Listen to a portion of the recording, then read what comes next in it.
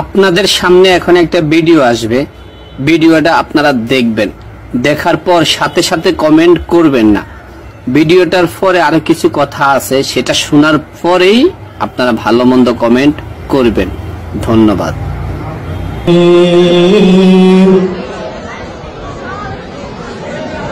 ألم تر كيف فعل ربك بأصحاب الفيل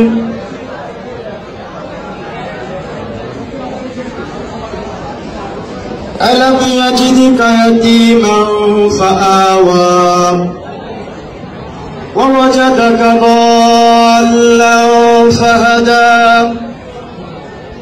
ووجدك عائلا فأغنى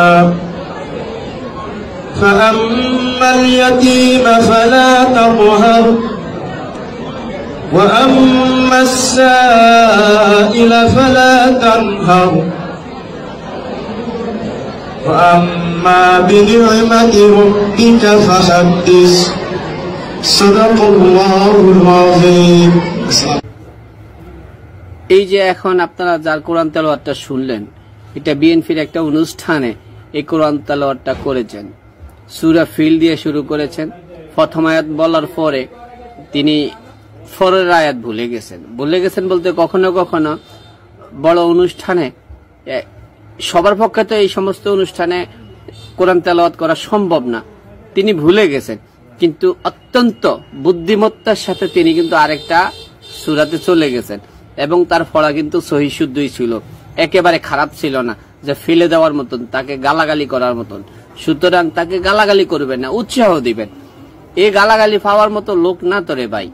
অনেক চমৎকার করে সূরা দোহা দিয়ে শেষ করেছেন, কেন খারাপ হয়েছে? তাহলে আপনারা গালাগালি করতেছেন কেন? সব জায়গায় ভুল ধরেন না ভাই। উনি যে সাহস নিয়ে এক জায়গা থেকে আরেক জায়গায় চলে গেছেন, সেটাই বা কম কিসের? অনেকে তো ওইখান থেকে চুপচাপ দাঁড়িয়ে থাকতো, হতভম্ব হয়ে যেত। তিনি তো হতভম্ব হন নাই, তিনি সাহসিকতার সাথে সূরা দোহাতে চলে গেছেন। এটা কোনো গুনাহ হবে না। একটা আয়াত পরিপূর্ণ করেছেন, তিনি সেই ভুলে গেছেন, অন্য সূরায় চলে গেছেন, তাতে কি হয়েছে? কি গুনাহ হবে? পৃথিবীর কোন মানুষ বলতে পারবে যে তার গুনাহ হয়েছে? গুনাহ হয় নাই।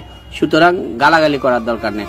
তার তেলাওয়াত যথেষ্ট পরিমাণ, সাধারণ লোক হিসাবে যথেষ্ট পরিমাণ অনেক সুন্দর হয়েছে। ধন্যবাদ ভাই আপনাকে।